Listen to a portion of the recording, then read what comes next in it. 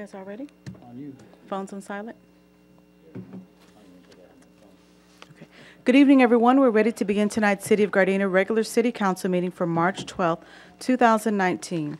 Madam City Clerk, will you call the roll, please? Madam Mayor, all members of the City Council are present. Thank you. So tonight we did not have closed session, and we're going to begin tonight with the Pledge of Allegiance. Tonight it's going to be led by Aria and Camilla Jones. If they can please come forward. Immediately following that, we're going to be led in invocation by the Reverend Nathaniel Sessions. So at this time, please stand, and if our pledgers could come forward.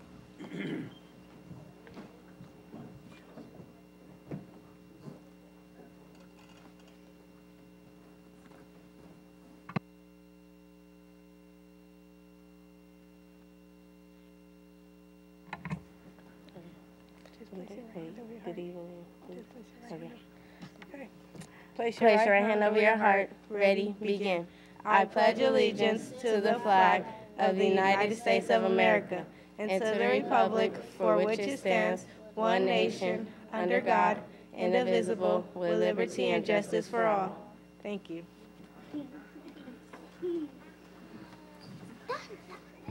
If you can please continue standing. Thank you. May we bow our heads in prayer. Eternal God, our Father. Father, we come to you this evening. Father, we come to you because you're a God all by yourself. Father, we thank you for bringing each and every person here today, Father.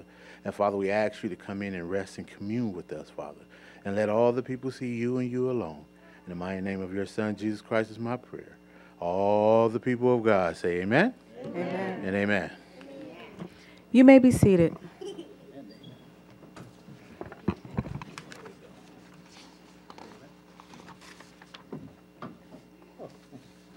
Okay, if I could have our two pledgers come back to the front, Aria and Camilla Jones. Araya, thank you.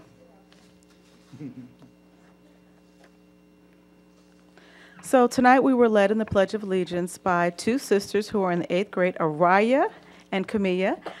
They're both role models in their school. They attend Perry Middle School, whose principal is Miss Marva V. Patton. I don't believe she's here tonight, correct? She's not here tonight, okay. They were selected because of their leadership skills and their good grades, and they are very reliable citizenship at their school. So first, let's start off by tell us who brought you here tonight. My mom, my granny, and my two aunts. Where are they at? We want to recognize them. Raise your hands or stand up. Thank you. Thank you for bringing them out tonight. And we're going to let, let's see, you guys are twins now, right? Which one's the oldest? Me, Araya. Araya, we're going to let you go first tonight. Is there anything you would like to say? That I thank my family for supporting me. Okay. Well, thank you. Very good. And Camilla, would you like to say anything? It's a pleasure to be here because not everybody get the chance to come and speak here. Okay, well, you're right, they don't. So thank you. So thank you for both of you guys for coming tonight, leading us in the Pledge of Allegiance, and for being such outstanding students. So we look forward to seeing you guys come back in the future. Everyone, please give them a round of applause.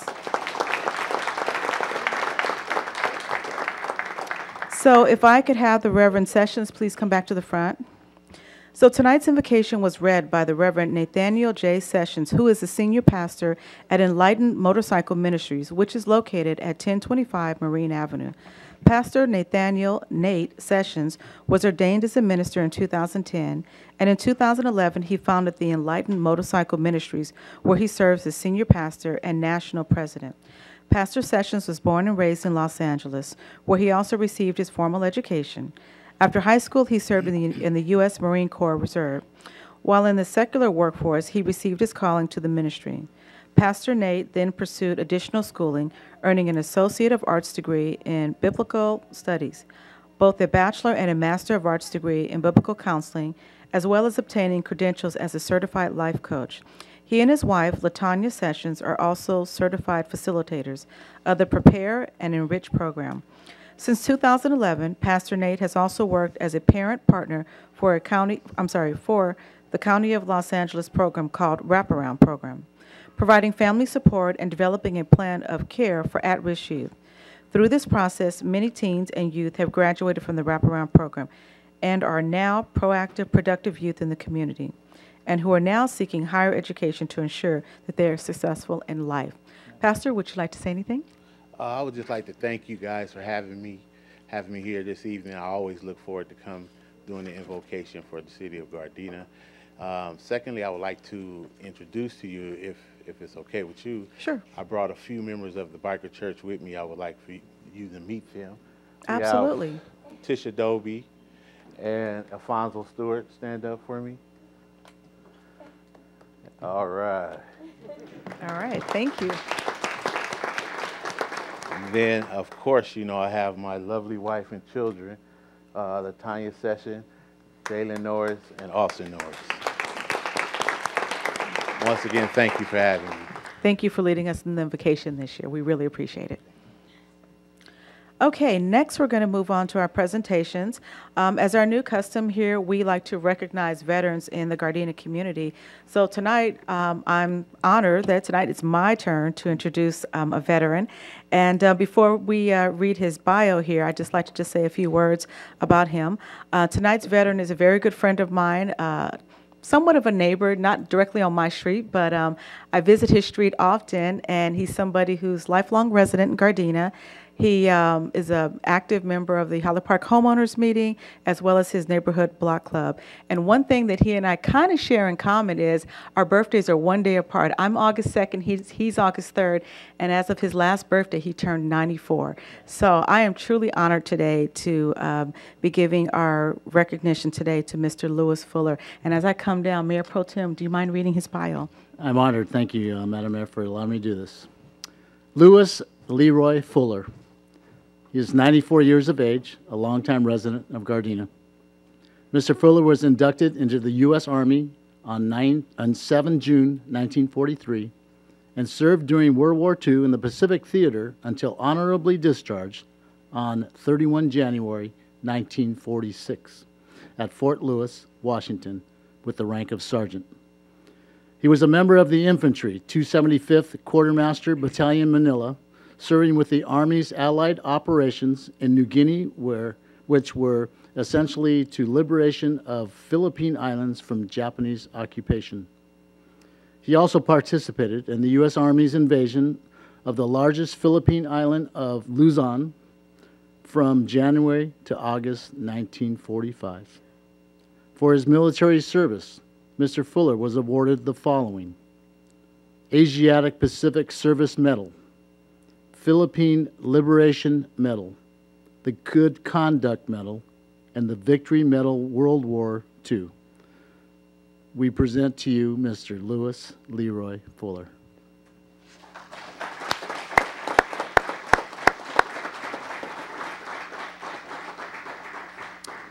And Mr. Fuller, just to go along with your bio, we have a certificate from the California Legislature, the Assembly, Certificate of Recognition from L. Murasuchi. Lewis Leroy Fuller, United States Army, in recognition and celebration of your dedication and service to the United States of America, and with sincere appreciation for your selfless acts of courage. Congratulations. Signed, Assembly Member L. Murasuchi, the 66th District, 12 March 2019.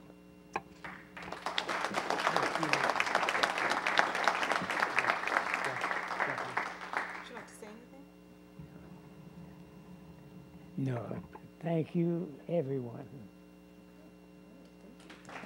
Thank you, Pastor.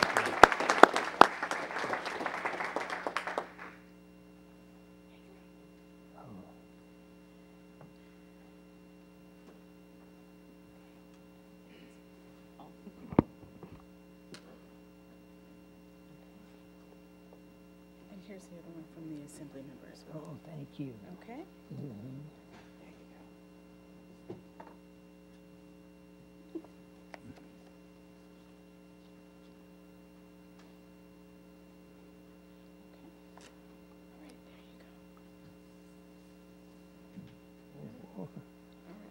Thank you. Congratulations, Mr. Lewis Leroy Fuller. Thank you very much.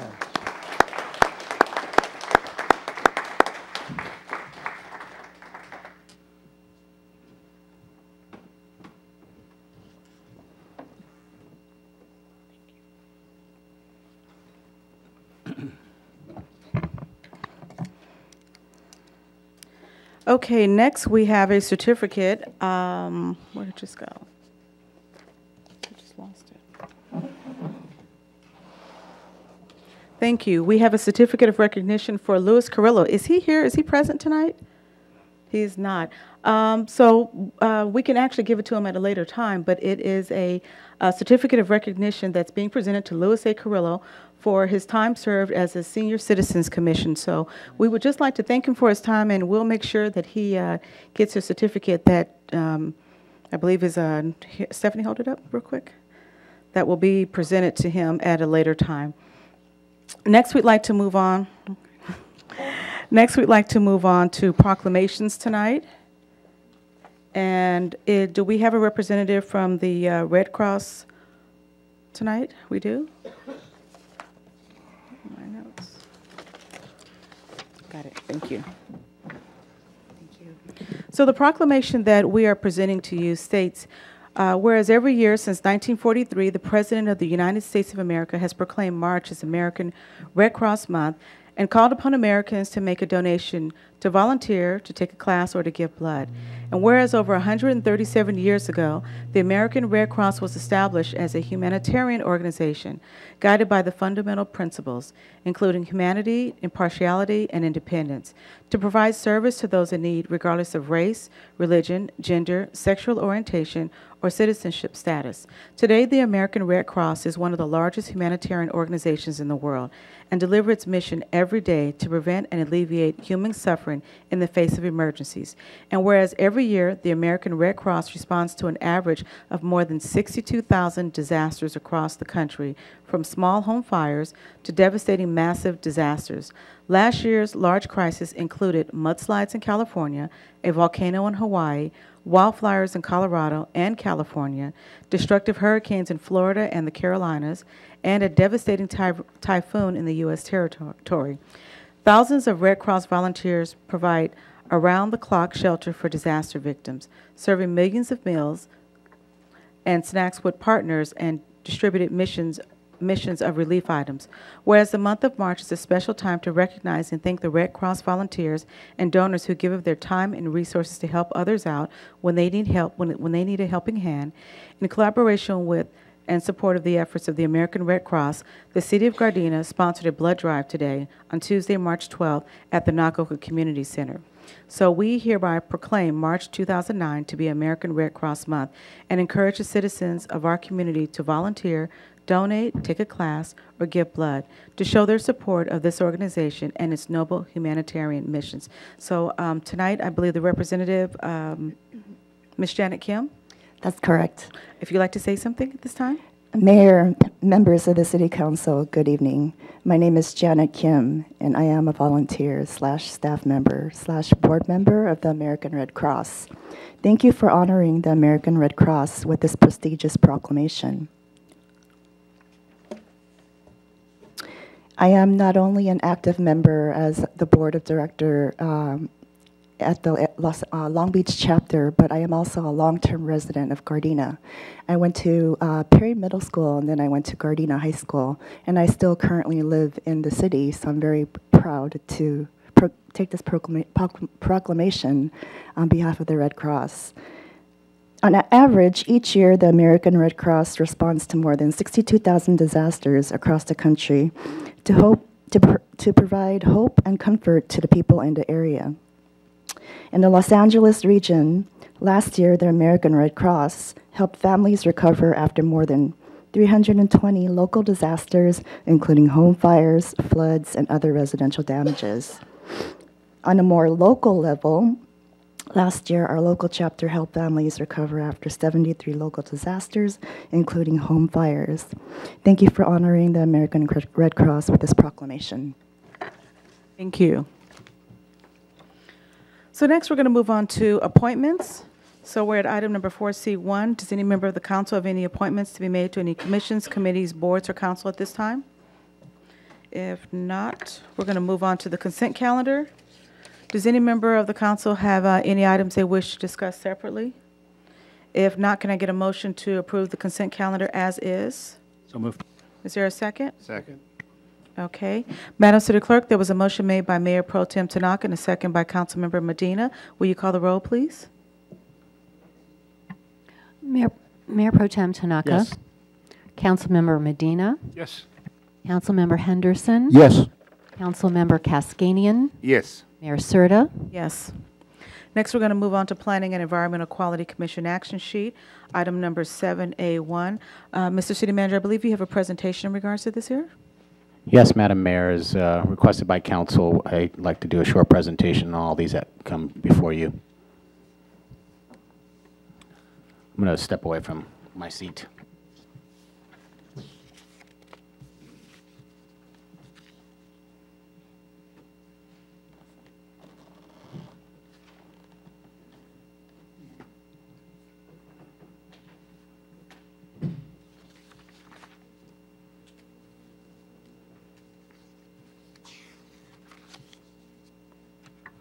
Mayor Serta, members of the City Council, in our effort to be tech savvy, we have all these great monitors. Unfortunately, I can't see any of them, so I have to step away. So what is before you is a site plan review number 7-18 and a vesting tentative track map number 318. The project location is at 13848 West 168th Street. And I want to go through just an overview of the project. Just as a reminder, City Council, there's the requirement for this action is to call for a review, appeal the decision, or receive and file. By going through these projects, the City Council has an opportunity to see them, although they have been in your package, and ask me questions if so desired. The desired outcome would hopefully to be received and filed. So this is a elevation of the project, the Normandy Courtyard project. Just a site location. Many of you are familiar with this site because as you look at Normandy Avenue and 168th Street, what stands out about this project and what it looks like there and what it looks like now, I think we're all familiar with what's been going on there in the construction of the detached homes there along Normandy and 168th Street. This is in the red is the highlighted project area. What is the project description? It's 9 residential units, small lot subdivisions. They're 3-story homes ranging from 2358 square feet to 2451 square feet. Each unit will have 4 bedrooms, 3.5 baths, a laundry room, private patio, and attached 2-car garage. The private patio is approximately 385 square feet to about 421 square feet. There'll be nice landscaping throughout the development, and there will be 5 guest parking for the spaces.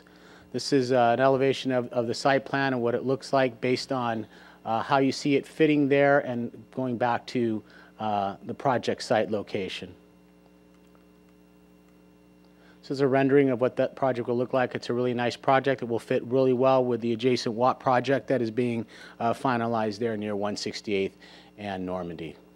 On March 5th, 2019, the Planning Commission, there was no opposition to the project. The Commission voted 4-0. There was 1 commissioner absent to approve the site plan review and tentative track map.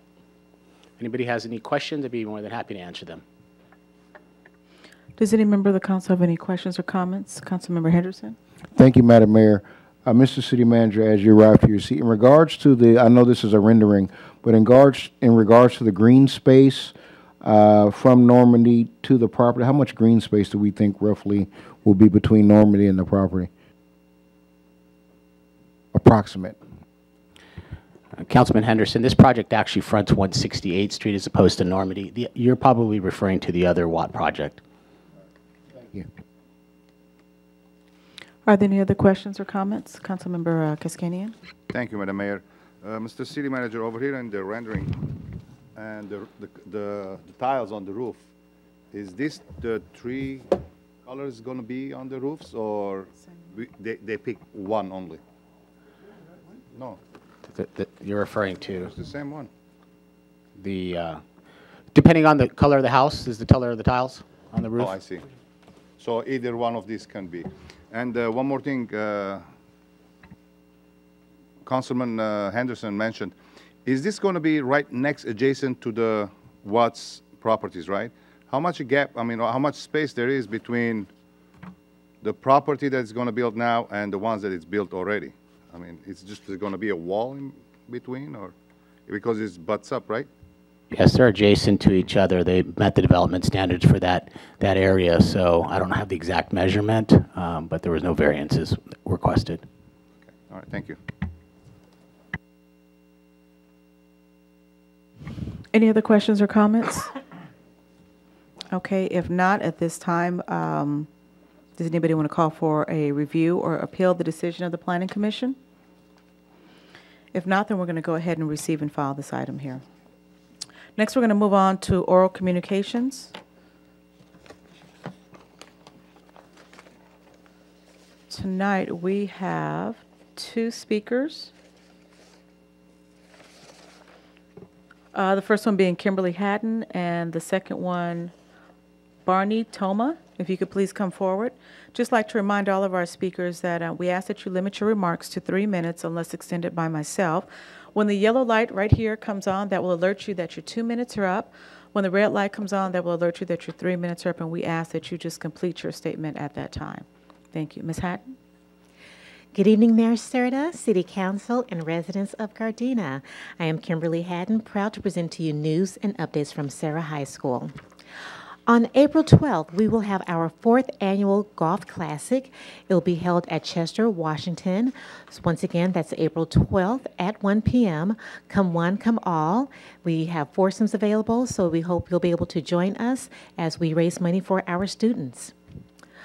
On April 27th, we have our 9th annual car show. Once again, April 27th, I'll be at 10 a.m. Come and support our classic cars. If you'd like to represent your car in the event, we are still accepting applications. If you'd like to showcase your classic car, once again, April 27th at 10 a.m. Be a Cavalier. The high school placement test will be on March 23rd at 9 a.m. Please come or please call our office or go to our website for additional information to become a Serra Cavalier. On behalf of our principal, Jeff Guzman, we wish you peace and blessings. Have a wonderful evening. Thank you. Next, we have Barney Toma. Good evening, City Council members, Mayor Serta. Yes, tonight I wanted to address the council, and I wanted to ask for just a very simple request would be for sidewalk repair. I have actually 2 issues, and the simple issue is the one that I'm presenting tonight for the sidewalk repair. In a subsequent meeting, I might present a more complicated issue that's maybe difficult to handle. That's related to how the sidewalk became tainted and so forth, and the programs and the people that, how they became tainted. But in any case, I made a photograph of the easement in front of my house. It's now covered. It has chemicals there that drift into the house, into the front yard and into the house, and make the people and the occupants of the house very sick.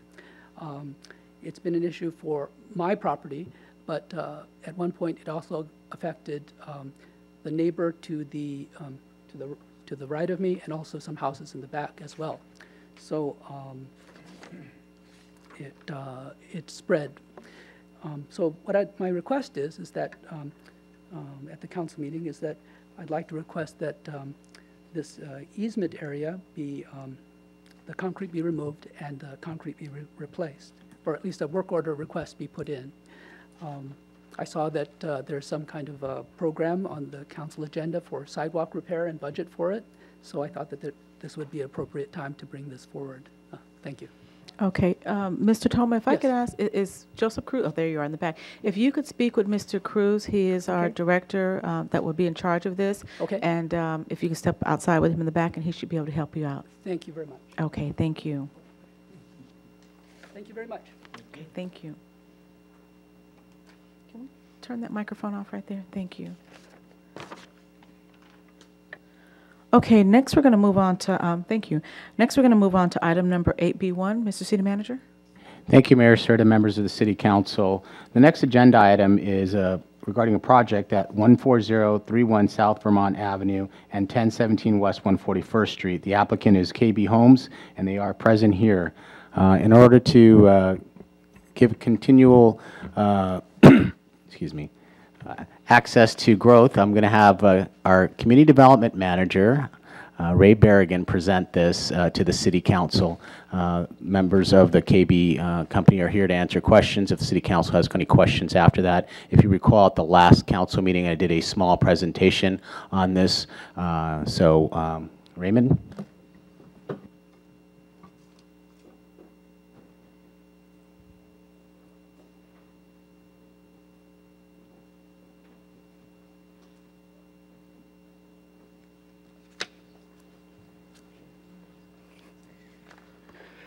And good evening, Mayor Serta, members of the council.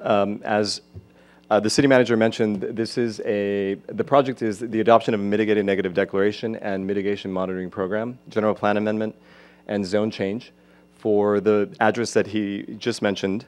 And so I'll just get into the details of the project. Just to get your bearings on where the project is located, this is the northernmost portion of the Lucky Lady site. It's overflow parking, and it also contains existing commercial buildings at Front Vermont Avenue. Vermont Avenue runs north-south along the eastern side of the project, and 141st runs and residential to the western side of the project. This is a two-part project. This went before the Planning Commission, and the Planning Commission approved the site plan, tentative track map, and variance for wall height,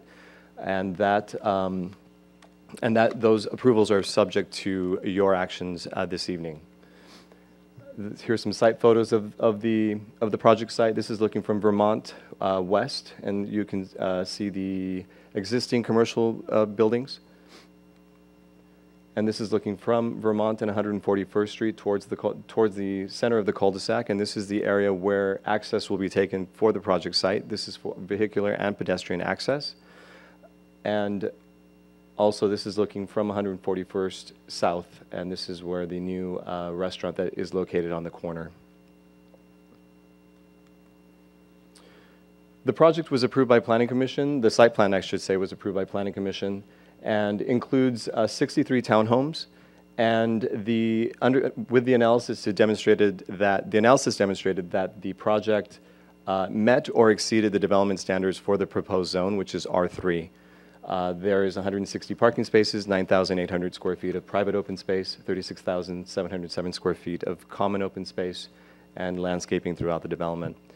It should be noted that the applicant, prior to submitting a formal application, the applicant met with the surrounding community, and they wanted to enlist the community to make sure that their concerns were addressed, and so that they could go ahead and submit a project that address those concerns. And so some of the major concern was that access to the project site should face Vermont Avenue and should stay away from 141st Street. So the iteration that we received as part of the formal application took all of those concerns into account, and so they provided the project that, again, that met the residents' concerns. Here's the project site that was approved by Planning Commission, their site plan. To the right, you'll see the cul-de-sac. To the lower right, you'll see the cul-de-sac with the vehicular entrance as well as the pedestrian entrance. A center driveway that leads to the driveways that load the garage. There's a substantial setback to the west where the existing residences are located, and they wanted to do that to make sure that there was a buffer between the existing residences. There's a tot lot in the rear, and as well as landscaping. There's paseos throughout the project site, and of course, substantial landscaping as well. Here's some elevations of the proposed building. It's modern in style, and staff always recommends that every side of the building has some sort of movement or as articulation, so that not only the side that faces the street has some interest, but also the other sides as well. And as you can see, here are some other elevations, and the bottom right shows the garage, again, having some articulation as well. So before you tonight, in order for the planning action to move forward, we need to set the stage, and so we need to go ahead and change the general plan and the zoning and the zone code to meet a residential development.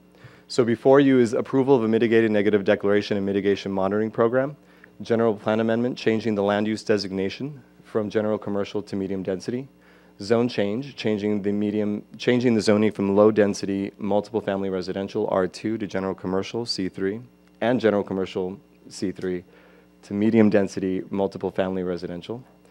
And as discussed earlier, Planning Commission recommended that the City Council take these actions in order that their actions can move forward, or that the project can move forward.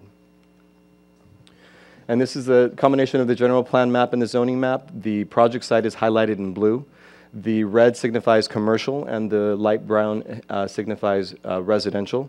That with your approval, it will be changed to R3, which would be the new residential land use designation. And the reasoning for the general plan amendment is twofold. One is that the project site is located in the northernmost portion of the Lucky Lady Casino and is mid-block on Vermont Avenue. So staff sees that this area would be quite weak for any kind of commercial development, which is the existing zoning. Also, any kind of development there should be consistent with what's surrounding it, which is single family and single family. So we feel like, and with the same density. So we feel that this would be much more consistent with what the surrounding community, the existing uses that surround the project site. And with that, the change would be consistent with the general plan. An initial study and mitigated negative declaration and mitigation monitoring program were processed as part of this application. The analysis resulted with the conditions of approval and the mitigation measures that are before you tonight, the analysis demonstrated that the project would have no impacts, or at least the impacts would be below a level of significance. And with that, staff recommends that the City Council open and conduct a public hearing and adopt the following. Resolution 6366, approving mitigated negative declaration and mitigation monitoring program for the general plan amendment and zone change. Resolution 6363, approving general plan amendment, changing the land use designation from general commercial to medium density residential. And ordinance 1803, approving zone change 2-18, changing the zoning from low-density multiple-family residential and general commercial to medium-density multiple-family residential. And that concludes the presentation. I'm here to answer any questions. We also have our consultant from Kimley Horn, Rita Garcia, present, as well as our Assistant City Attorney, Lisa Kranitz, and also the KB team is also here to answer any questions that you may have. Thank you for your time. Mayor Serta, members of City Council, I have just a couple things to add. Okay. Being involved in this project from the beginning, one of the things that, as we all recall, on Vermont Avenue, just north of 141st Street, that commercial facing Vermont has been underutilized for a long, long time by a number of casinos now, at least two, and has been off and on a subject of substantial blight for the community with graffiti and trash and other things. The second thing I wanted to point out to the City Council is that our working relationship with KB Homes has been exceptional in the past, especially with the Newfield development, and many of you are familiar with the Newfield development on Normandy Avenue. And as if you can see that as an example of something very similar of the product that they're intending to deliver here, it's pretty consistent with what we would expect. So those are my two comments. Okay, thank you. So this is a public hearing, so we're going to open the hearing up at this time. And we have one speaker, Rebecca Gonzalez. Now, I have a quick question. Are you Rebecca? Okay. Before you come up, also, the KB team is here as well. Okay. We're going to go ahead and start with you first, Ms. Gonzalez. Can you hit the little red button right there? Raymond, can you help her? Oh, okay. Thank you. Thank you. My name is Rebecca Gonzalez. I live at 1149 West 141st Street.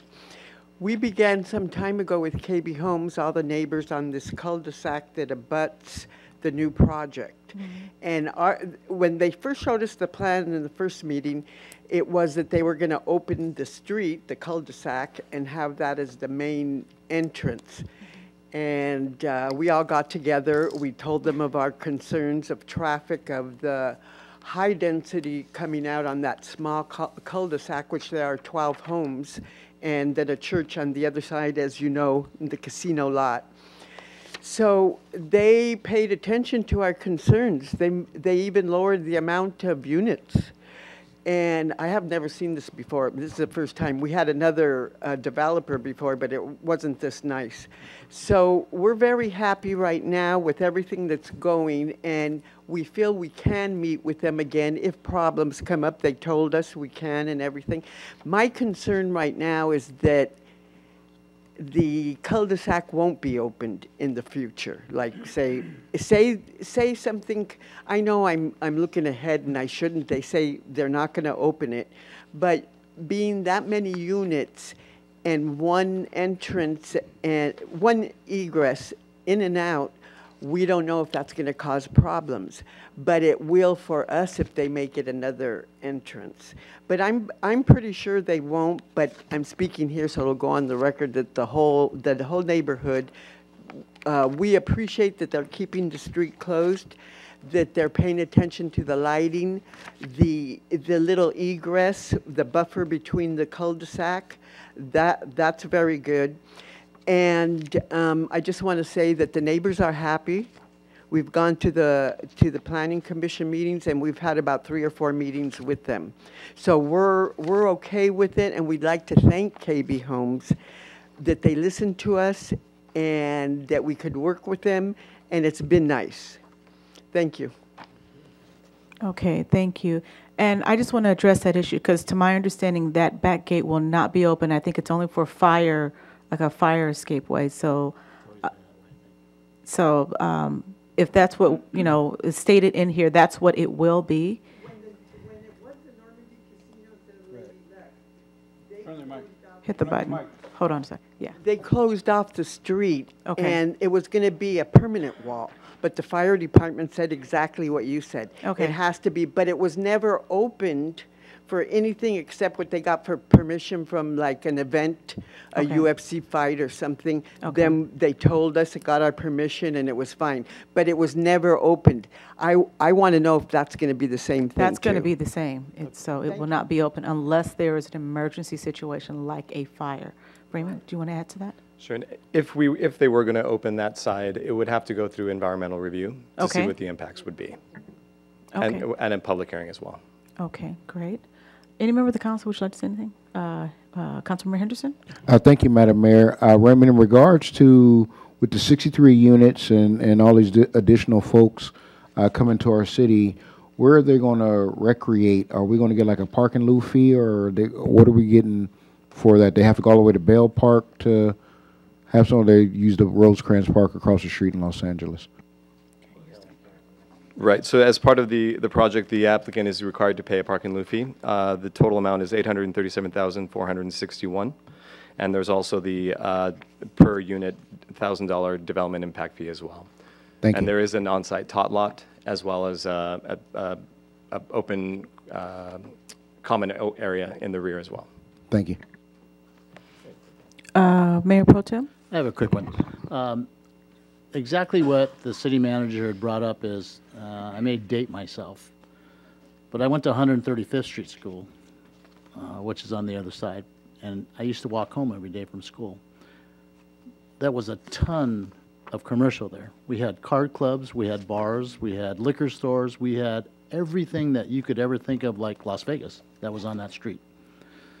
We're at a time now where we need to start looking forward to making things better on Vermont in that area.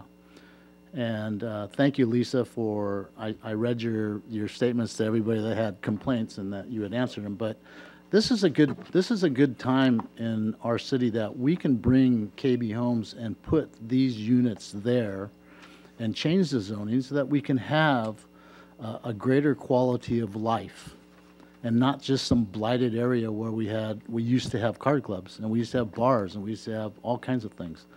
But now we can bring people into our city that can live there, and then, like Councilman Henderson said, we can have these park and lieu fees, and we can start creating greater places for our people to live, play, work, and stay in Gardena, and that's what we're trying to do. So KB, thank you very much, because you've just heard from the citizens that, you know, they appreciate that you work with them, that you sat down and talked to them, and nobody else has done that. And thank you to our city personnel that, you know, we're doing the same, that we want people to come to our city because we are the jewel of the South Bay. No one can beat us. So come to Gardena, come look at what we have, and I thank you all for what you're doing. Okay, Councilmember Cascanian? Thank you, Madam Mayor. I have a question to Mr. Barragan regarding the ingress and outgress. It's going to be on the front on Vermont, right? In and outs all the time. It's off of 141st and leading out to Vermont, correct? So it's not on the... It's on the cul-de-sac. It's on the cul-de-sac. Correct. So it is on the cul-de-sac. Right. So the first... Why don't you put the site? Yeah. It's on the... on the rear wheel of the school bus. I'm calling it a school bus. There. So it's on the right, it's on the right, lower right side. It's the cul-de-sac, correct. I see. Okay, so the resident that they came into the meeting, it was the front cul-de-sac, right? It was to the left over here. On to the left side, okay. I was just going to make sure, because I thought there was some residents, there's going to be the entrance on that side, so I just want to clarify that. Right. Yeah, okay, thank you very much. Sure. Okay, any other council members? Anything? Would the applicant like to say anything? You can or not, it's up to you. It's up to you.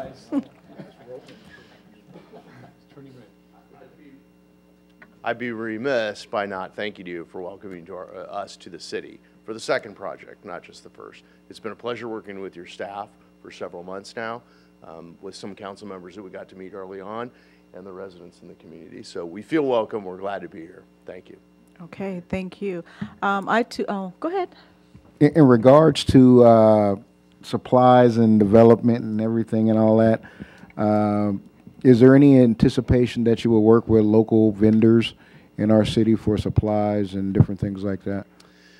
Councilman Henderson, it's always a priority for us to get local subcontractors, trade contractors. I don't know the supply chain in Gardena right now. I don't know what supplies we were able to acquire locally for our existing community or the community we just closed out in.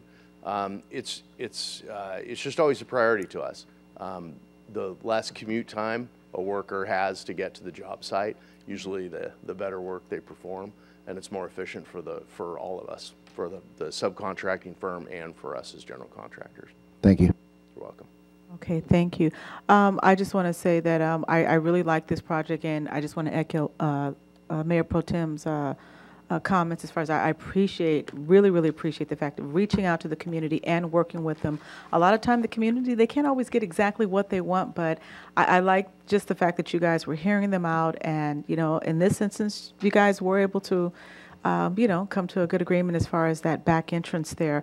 I love the way this looks in the front. I'm still have my fingers crossed. There are going to be lights out there in the front because, as I like to state, it's going to be very important as people drive down Vermont Avenue to see a really nice development lit up. And I think it's definitely going to be a great asset to the community. And thank you again for this being your second development. We're looking forward to you maybe doing your third, fourth, and fifth development We are here as as well. well. We are as well. Thank you. Okay. We're going to move on here. Okay, we're going to go ahead and close the hearing at this time. We have two resolutions first. The first resolution that we need to consider adopting is resolution number 6366. Can I get a motion to adopt that? So moved. Second. Okay. Madam City Clerk, there was a motion made by Mayor Pro Tem Tanaka and a second by Councilmember Medina. Can I get can you call the roll, please? Mayor Pro Tem Tanaka. Yes. Councilmember Medina. Yes. Councilmember Henderson. Yes. Councilmember Cascanian. Yes. Mayor Serta. Yes. Okay, next is the second resolution, resolution number 6363. Can I get a motion for that one? So moved. Is there a second? Oh, Second. Okay. Madam City Clerk, there was a motion made by Councilmember Cascanian and a second by Councilmember Medina. Will you call the roll, please? Councilmember Cascanian. Yes. Councilmember Medina. Yes. Mayor Pro Tem Tanaka. Yes. Councilmember Henderson. Yes. Mayor Serta. Yes. Now, regarding ordinance number 1803, I just need an introduction of this. So who on the council would like to introduce this? I'll introduce that one. Okay, thank you. Madam City Clerk, that was done by Councilmember Henderson.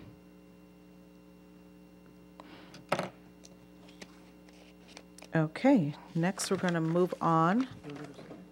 No, it's just an introduction. Next, we're going to move on to item number 8C1. Mr. City Manager. Mayor, Serta, members of the City Council, agenda number 8C1 is approval of contract with California Consulting Services, Inc. for grant writing services.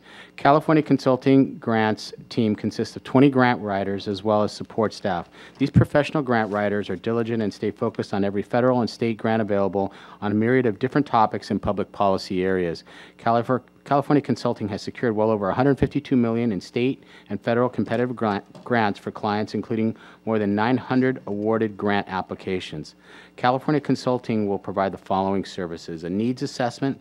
Consulting staff will meet with city staff to identify priority projects, needs, objectives, and tangible goals. Grant writing. Skillful grant writers will craft the city's applications and take them from scratch and turn them into highly competitive documents.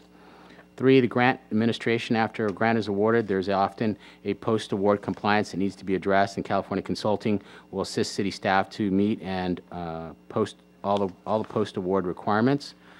Grant research and identification. The team of experts has been consistently able to take an idea from a client and turn it into a reality, finding the correct grant that fits the need. This is a one-year contract which will cost $4,000 a month. We estimate in that month we can possibly do 3 to 4 grant applications depending on the size and scope of the grant applications. The first couple that have been identified have been a grant for the Juvenile Justice Intervention Program, a park grant, as Councilman Henderson mentioned about the need to have facilities for people to be able to enjoy themselves, and other grants as they become available. It is something that staff currently does not have the capacity to do.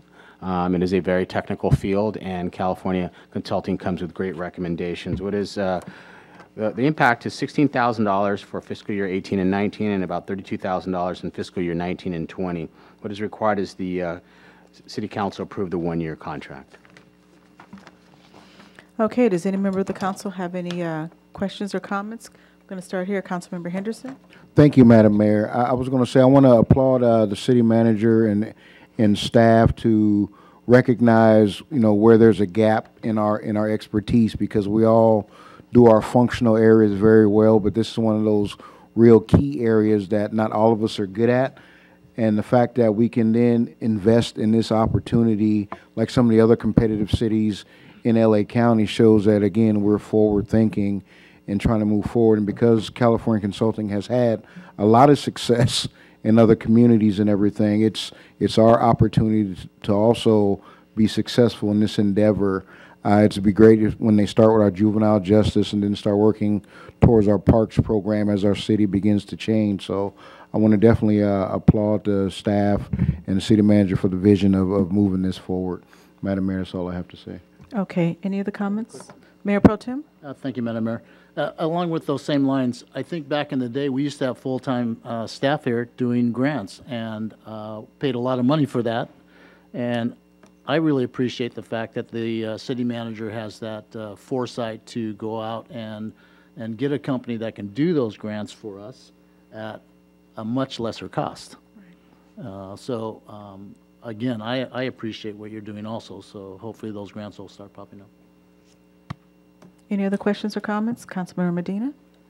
Thank you, Madam Mayor. So in this case, because it's a company, it doesn't apply to the state rule of each grant writer receives part of the grant. In other words, it goes straight to the company as opposed to, that's how our savings is, I'm assuming.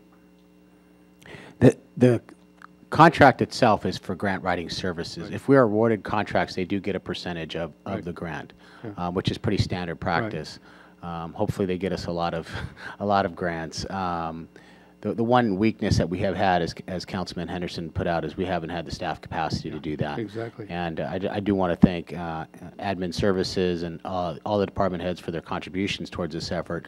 All of them have their own specific needs, which would require people to have the talent to write grants for public safety and parks and transportation and general services, and that's not likely to happen where California Consulting can do all of those different disciplines.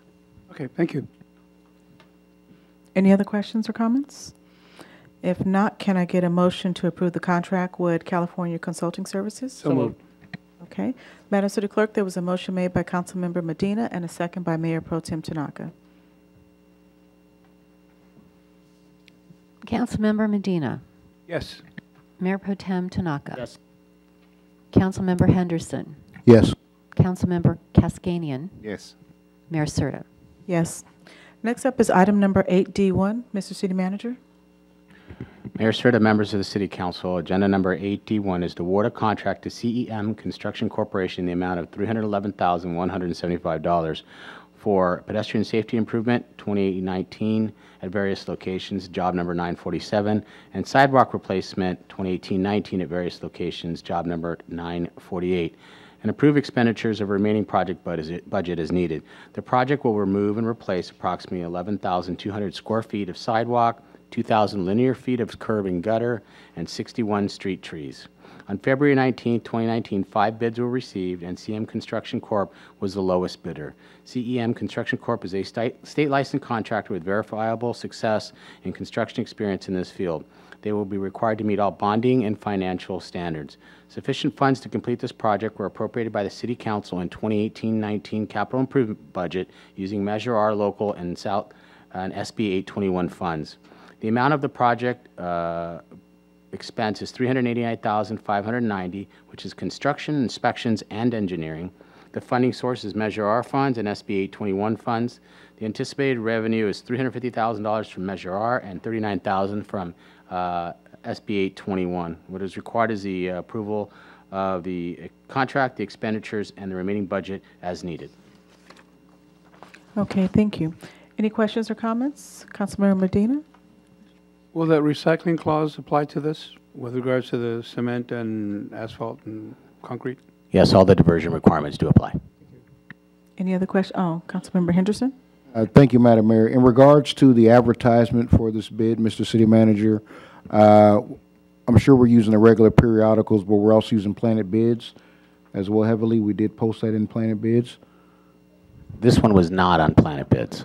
I just want to kind of remind us that we should always make sure we at least put it in Planet Bids. And also, if we could, is it possible to put a sign up as this work is going on saying paid for by your Measure R, your SB 821, as we start talking about being transparent with what we're doing with our money, where it's coming from, so folks don't think we're just bleeding ourselves dry. This is some funding that we got from some past measures.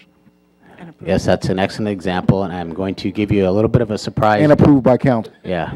We'll give you a little surprise of what we're starting to do already during my report. Yes. You're absolutely right. There you go. Any other questions or comments?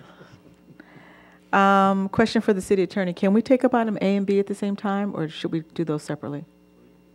Okay. Okay, so can we get a motion to award the contract and approval of expenditures of the remaining project budget as needed for items number A and B? Can I get a motion? So moved. Second. Madam City Clerk, there was a motion made by Councilmember Cascanian and a second by Councilmember Henderson. Will you call the roll, please? Councilmember Cascanian. Yes. Councilmember Henderson. Yes. Mayor Pro Tem Tanaka. Yes. Councilmember Medina. Yes. Mayor Serta. Yes. Okay, next up is item number 9B, which is council directives. Does any member of the council have any directives at this time? Councilmember Cascanian? Thank you, Madam Mayor. I have a question to the city manager regarding a train in the city. What time the trains do they have curfew, or they can come in any time and they can blow their horn? Did it wake you up? There's actually very little the city can do to regulate trains. They are not regulated by any city or state ordinance. They're regulated by the federal government and the PUC. In terms of times when they can operate, I'm not exactly sure the answer is, but I have a feeling there is no curfew to train movement. As far as the issue of the horns, we have worked in the past with Union Pacific about excessive horn blowing. The most recent complaint was on Western Avenue, just south of 166th Street, going into the lumberyard there.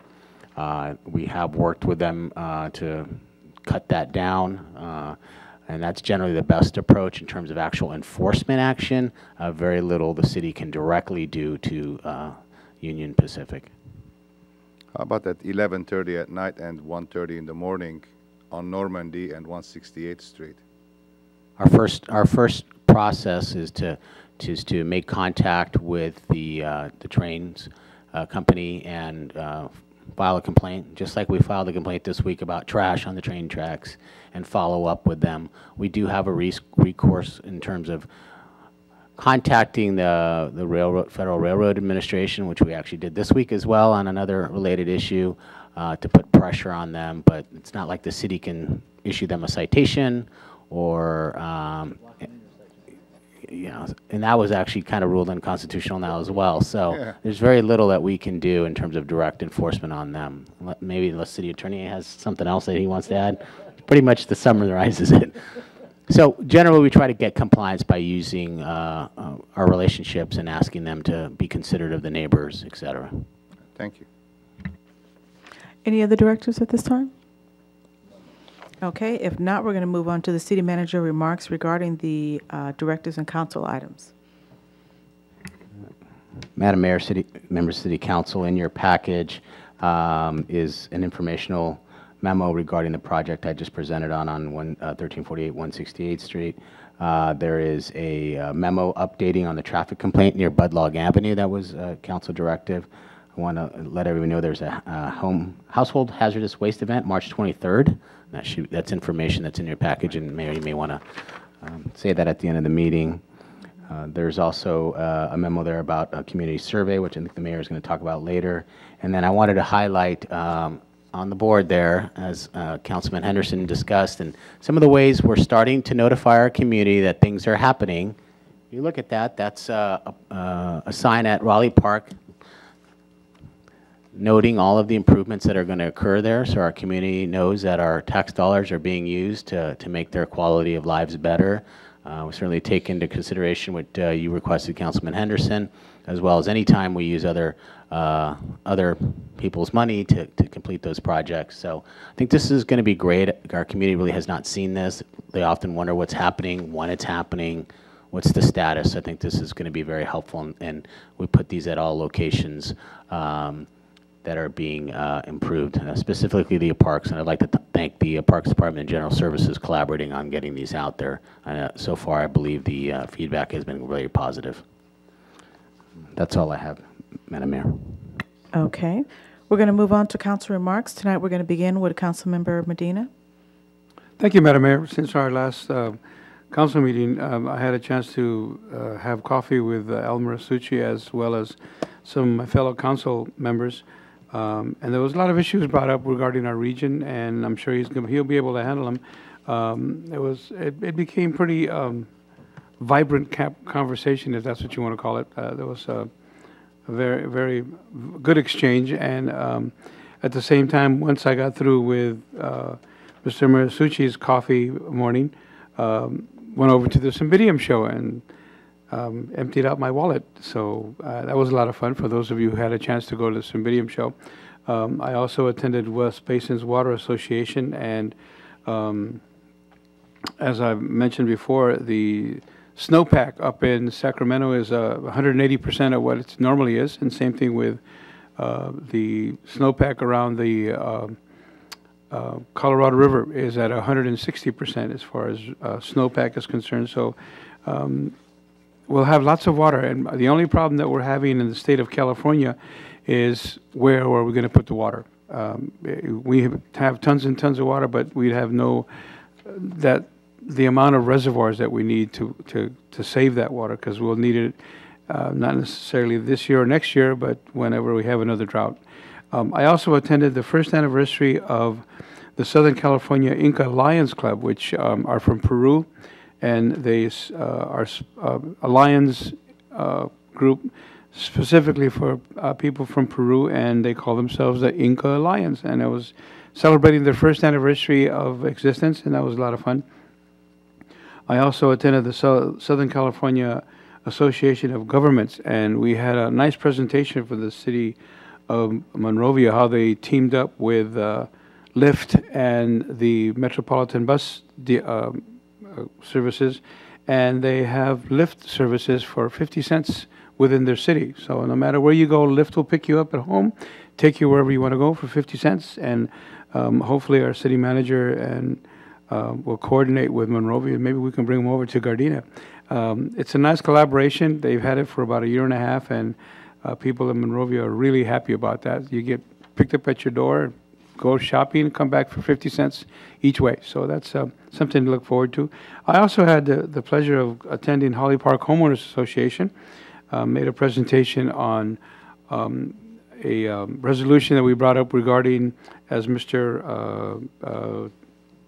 Tomo brought up, with regards to the parkways and the city property, and brought over some maps. And I'd like to thank Mr. Joe Cruz from Public Works for providing the paperwork, because it really, some people are visual, some people are audible, and the combination of both was really, really well, where they understood where the property lines are, where the sidewalk is, and also where the parkways are, and who's the responsibility. And a lot of them took a lot of flyers, and they took them with them, and now they'll know who to reach out to and how to ask for what the help they need.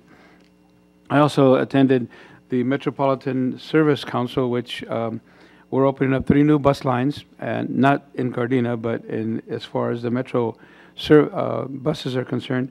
And we're also going to open up 3 more rail systems that will accommodate the South Bay area specifically. And I'll be announcing that as we find out later on. And I'd like to thank all the members of the council who attended some of those meetings with me as well. And that ends my report. Okay, thank you. Next is Councilmember Kaskanian. Thank you, Madam Mayor. Since our last meeting, I attended the Los Angeles County League of California Cities meeting, and it was a great meeting, and a great agenda was, and I'm lucky that I went to the meeting. Thank you, Mayor Pro Tem Tanaka. The meeting was regarding cities across the state have suffered widespread destruction due to natural disaster. They were talking about fires and earthquakes and so on. And there was some explanation how the flash flood will occur and why all this, suddenly everything is moving with the water. They explained, I'm just going to give brief information. I don't want to take too much time. But they said after the fire, the soil, the surface of the soil will get crystallized from the fire. So when the water hits, and it will not absorb, and then it will take everything on its path. Same thing happened at the Holly fire in Lake Elsinore area. The fire department and the CAL FIRE, they went to assess the area, and they said after the fire that they have to build the levee. There was a school right at the foothill of the hills. So they said they have to build the levee because that school was in danger. So a week or 2 later, it was that heavy storm that came in and wiped out the whole school. There is no school over there anymore. They showed us the picture before and after. So they talked to us regarding this. From California Department of Conservation, the director, David Bunn, was there. And he was talking regarding some oil. I didn't knew that Los Angeles County is the biggest. We have the biggest reservoir in the world, oil reservoir underneath the Los Angeles County. So I asked Mr. Bunn if how is that possible? I mean, how about the Persian Gulf area, all that oil that we get from? He said we have the biggest reservoir under the Los Angeles County. So that's something new I learned. At one point, there was 200,000 wells in California, all oil wells in California. So most of them, they are covered right now. But we do have some issues, he said, that there is about 900 improperly oil well capped. Capped, improperly, yeah. So he told me that if, because sometimes you smell odor of fume and the oil will seep. So that means that there is, in the neighborhood, there is an oil that is seeping. And if there is a well is not kept well, I mean, not covered well, so that's going to have a problem with it. And right now, in the city of, actually in Culver City, they built a building around the well. So they said that they covered it up and they put like some sort of looks like a building, but it's not. But if you go by, you will know that it's an actual building. I asked them a question regarding, I said, how about if I find out there is a well underneath my property? So his answer was, if I was lucky, if that well, it's in the front yard or in the backyard, that I will be lucky regarding, you know, the well. Because they will come, I guess the state of California, they have some sort of a fund to help you out to cover that well. They will dig, they cover it up and put it back. And if that well is under your dwelling, under your house, if your house worth $1 million, now your house will worth negative $1 million. So that means they have to demolish that house to cover that well. So, and I asked him, how about if the bank find out about this? Do they finance, you know, the property? And he said no. So, you know, it was very interesting topics that he was talking about. I didn't want the meeting to end, but unfortunately we had to end the meeting by 9 o'clock. But it was a great topic. And he said that if any of the council or the city manager have any questions, he's more than happy to come and you know, give us educational, you know, and information regarding where and what in our city of Gardena, if there is a well, it was covered or kept, or you know, if there is any issues. So it was very interesting topics that he talked about, and that's end my report, Madam Mayor. Okay, thank you. Next is Mayor Pro Tem Tanaka. Oh, sorry. Thank you, Madam Mayor. Mine's pretty short. So thank you for attending that meeting for me. I appreciate that. Coffee with a Cop, that was a good turnout as always. We had some really good people there. Did the Cymbidium show, and I found out I can't plant those in my yard, so it's like, and today I went to the blood drive. I unfortunately didn't have an appointment, and it was a 2-hour wait, so I'll have to go to the next one. So that is my report. Okay, thank you. And for myself, since the last council meeting, I actually had one item I forgot to mention that I attended the day of the last council meeting, and I want to thank Ms. Nikki Sweeney for reminding me of that.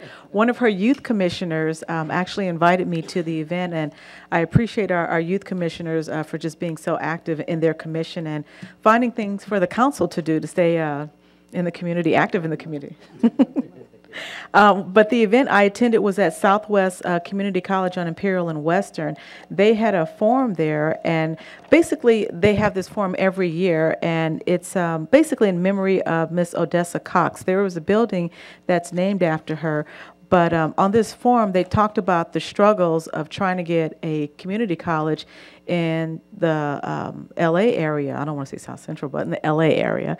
And for many years, Miss Odessa Cox had kept going to LAUSD trying to get a junior college built in the area. And she started in like 1947, and it wasn't until 1967 that it was built. She wrote a letter every week to LAUSD and just the struggles that she went through trying to make it happen, talking to elected officials and so on. But the school was finally, in 1967, it was recognized. They received a couple of bungalows at the school, and that's the beginning efforts of Southwest College to what it is today. In 2017, they celebrated their 50th anniversary, which I had the opportunity to attend. So the forum was in talking about her struggles and what we as elected officials sometimes struggle with in order to get new developments in your community. And so I was happy to attend that. And again, please thank that commissioner for just reaching out.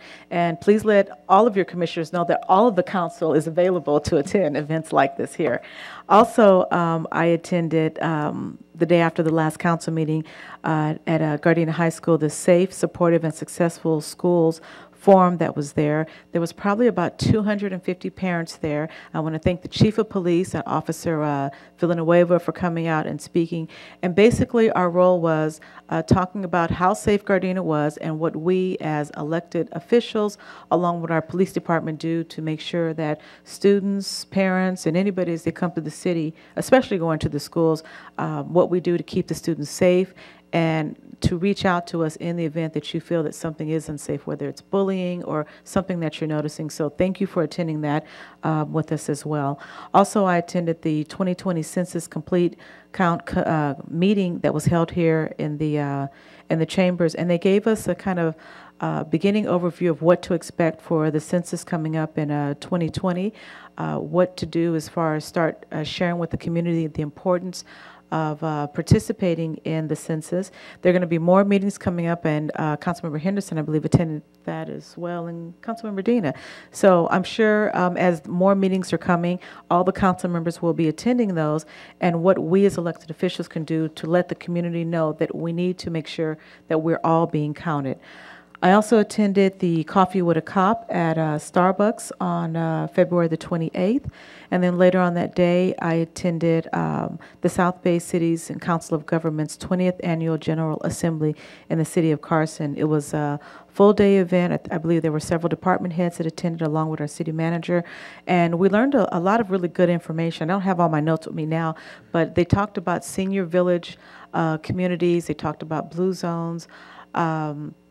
A lot of great information, and I can't remember this doctor's name, but he's the doctor who bought the LA Times and moved it to the city of El Segundo, but he was the keynote speaker. Amazing guy. He has a cure for cancer. He's got ideas for renewable energy, and he is just out of control as far as just doing great things in the community. I actually reached out to him and said, we want you here in Gardena because everything he touches is just like gold. So, and I apologize, I can't remember what his name is, but if you look it up, say it again? Soon, exactly, Dr. Soon. And he just gave an amazing speech, and actually he went over his time, but nobody wanted him to stop speaking. It was so amazing just to hear what he feels is the next cure for cancer. He gave a great PowerPoint presentation as far as what he believes the way to actually attack cancer cells and you know, make a person cancer-free, and what they're doing to start it off. The city of El Segundo has made themselves so available to him by offering, making it easy for him to relocate some of his businesses to the city of El Segundo. So that's why I reached out to him and said, hey, we want you in Gardena as well. So anyway, I was glad I was able to attend that. I also attended the 32nd Annual Cymbidium Orchard Show, and I did get a plant, and this is my third one I'm growing. I don't know how, I'm not going to say how successful my first two were, but thank you for that plant. And hopefully I'll be able to report back in a couple of months that it's still doing well. I also attended the Gardena Evening Optimist Club as they, along with Councilmember Henderson, as they gave a great presentation, and I'll leave something here so you can talk about that as well. Along with that, I attended the next day, the Consumer Fraud Summit that was put on by Jackie Lacey, and that was held in Alhambra, and it was such a good presentation that was put on, and I brought back so much information that, Mr. City Manager, I would like to see if we could do a consumer fraud workshop here in the city of Gardena. I reached out to the different speakers that were there, and they would be happy to come to Gardena. I would love to do something like this maybe in the fall of this year. And I just think it would be something that would be of total benefit to the community. Some of the things they were talking about, like Edison, you know, when you have these scammers calling you, if you get the telephone number and you're able to call this fraud division, they can actually shut these numbers down within a matter of 5 minutes. So a lot of good information on things that we can do, because nowadays it seems like we're just getting tons and tons of telemarketers, fraudulent calls, people telling you about IRS or Apple, you know, give me your password to your computer. And this is just a small thing that we can do to stop some of these, just these phone calls that just drive you crazy. So this is something that I would like to see if we can bring to the City of Gardena. Great summit. And then later on that day, I attended the City of Hawthorne State of the City address. They had a great State of the City address. I know ours is going to be better. I'm going to talk about that a little later on. Then this past Friday, I also attended an event for the First Lady of Sierra Leone. She came to Southern California to talk about her initiative called Hands Off Our Girls. She, as I mentioned, she's the First Lady, and her charge is ending child marriages, child prostitution, and just exploitation of young women in Sierra Leone. So she came here to the United States, more specifically to the South Bay area. I had the opportunity to meet her, to present her with a certificate, thanking her for her work that she's done in the community. And actually, she was stopping here in California, but she was going to be addressing the UN within the next day or so. So I was happy to have the opportunity to meet her as well. And then also, I attended the birthday celebration for Miss Regina Napper, who is a retired RN nurse, but she has a great organization where she helps homeless people in the LA County and the Riverside County area. And she has helped some people here in Gardena and the South Bay area. So she has this annual birthday party every year, and I was happy to be able to attend that and just thank her for her continued services and helping in the LA County, South Bay, and the Riverside area.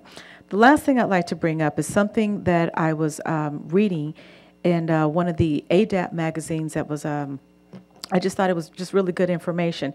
And what it was talking about was pot edibles and how some companies are disguising the type of edibles they are.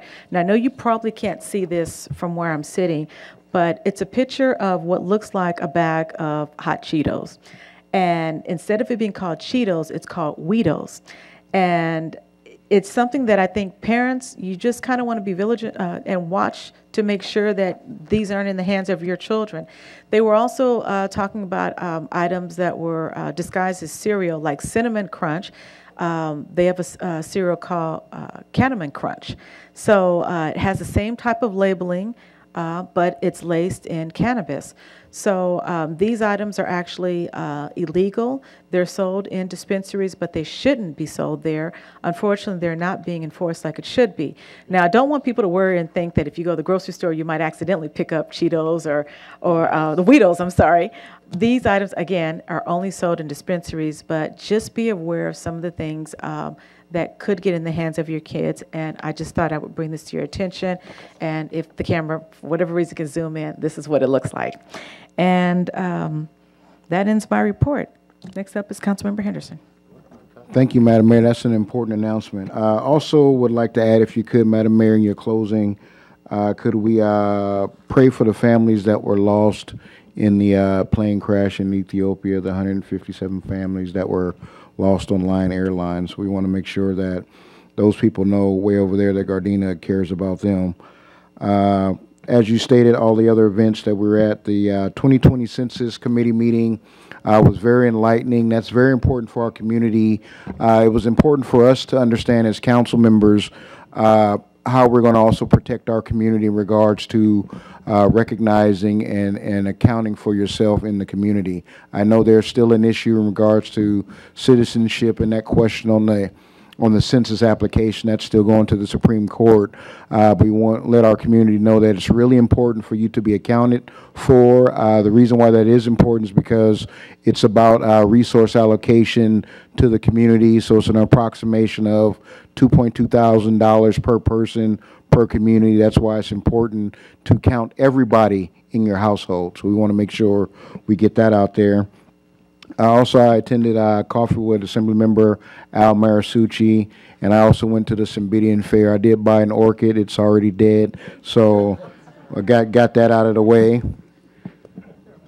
Yeah, it's a, well, yeah, they don't like cigar smoke, but too much water. Yeah, I left it outside too. I also was with Mayor Serta. We were at the Gardena Evening Optimist Club. That was very enlightening and entertaining. There was a presentation by a group called Close Up, and what they do is they actually provide scholarship opportunities for students to actually see government up close. So this year, they have 2 students from Gardena High School. Their AP government teacher was also there, and we spoke about that and the importance of high school folks getting involved in the political process. Myself and the mayor had a chance to speak. I told him that, you know, you really want to get involved in politics, as it really happens at the local level, especially for a town like our size, 6 square miles, where you can affect change pretty quick. So hopefully the young folks got an idea if that's where they want to start, but it's always a great opportunity to visit our nation's capital and see the halls of government up close. Also attended the Holly Park Homeowners Association meeting. Great job, Councilman Medina, squaring everybody away on the trees and the sidewalks and everything like that. Great job. What else? Also, just to remind the community, if you put your bulk items out, we really don't want you to put your bulk items out. However, for other community members, if you see that, use Gardena Direct. Gardena Direct is a lot faster than the 5 of us. And so, so please use Gardena Direct. It's just using your cell phone, taking a picture, and you can submit the data, the evidence anonymously, so there's no issues, and then we can address those bulk dumping, but we really wish people would not do that. Also, and it's free. Gardena Direct is free. You can download it on your Android as well as your iPhone. What else? Attended the Greater Los Angeles African American Chamber of Commerce dinner this past Friday. The chair of that, Gene Hale, our own Gene Hale here in the community. So that was a wonderful event at the JW Marriott and everything. So as my grandfather used to say, that's the tall sticks over there hanging in there downtown. It was very nice. And also had my committee meeting. I'm also a member of a committee at Compton College that works with formerly incarcerated students as they transition back into society and get their educational skills and their carpentry skills and everything like that. So we had a real robust board meeting. Compton College received an award from the State Chancellor's Office for the success stories of those that are returning home. And believe it or not, we have some community members actually that are attending that program over at Compton College. I don't know why they didn't go to El Camino or Southwest, but we want to make sure that we support them, so support them. Other than that, Madam Mayor, that ends my report. Okay, thank you. So next up is announcements. I have 3 announcements. The first one is we have had some phone calls and some concerns about surveys that are being done, and we just have want to let the community know that the city manager, the city attorney, and LEG and FM Research have drafted a community survey which tracks constituents' perspective as far as how they feel about the city, and we're reaching out to them to get input on how they feel we're doing right now and what some of the priorities they would like to see. So the city's in the process of determining the community priorities and the important issues facing the city of Gardena, and the response from our residents would greatly be appreciated. So you could get a phone call, or this could be done electronically. It is not any type of fraud or scam. But if you have any questions, always feel free to give us a call here at City Hall. Our telephone number is 310-217-9500, and we can definitely answer any questions that you have in regard to that. So I just want to repeat again, it is not a scam. We are reaching out to the community through by means of a survey to see how you feel on various items within our city. Next announcement, I'd like to mention that we have a free hazardous household and electronic waste recycling roundup, which is going to be on Saturday, March 23rd from 9 a.m. to 3 p.m. at Arthur Johnston Park, which is located at 1200 West 170th Street.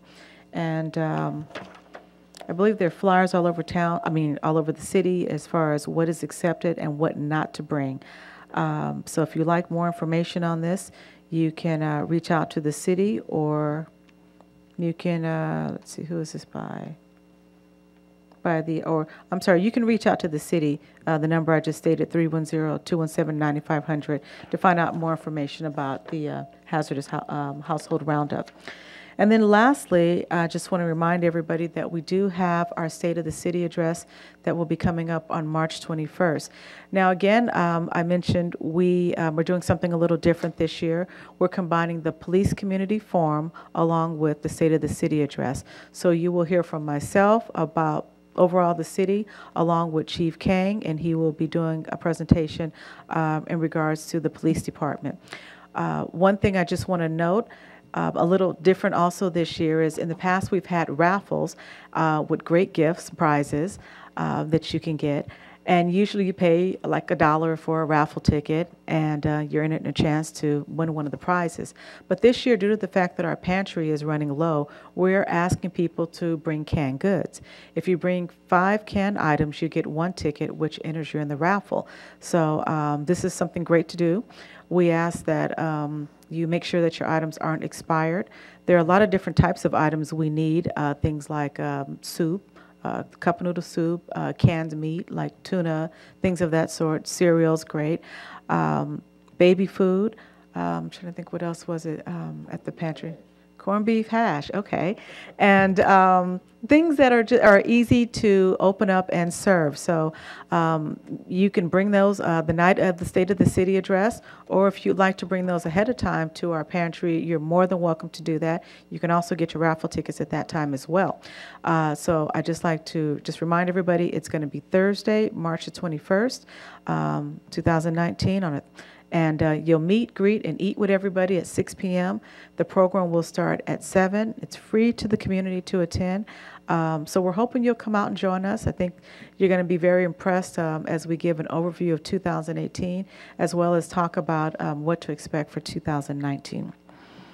So with that, we're going to move on to the remembrances. So tonight we're going to adjourn our memory in memory of the 150 families that were lost in the plane crash with the Ethiopian Airlines. So at this time, the Gardena City Council meeting will adjourn to our next regularly scheduled City Council meeting, which will be at 7 p.m. on Tuesday, March 26, 2019. We are adjourned.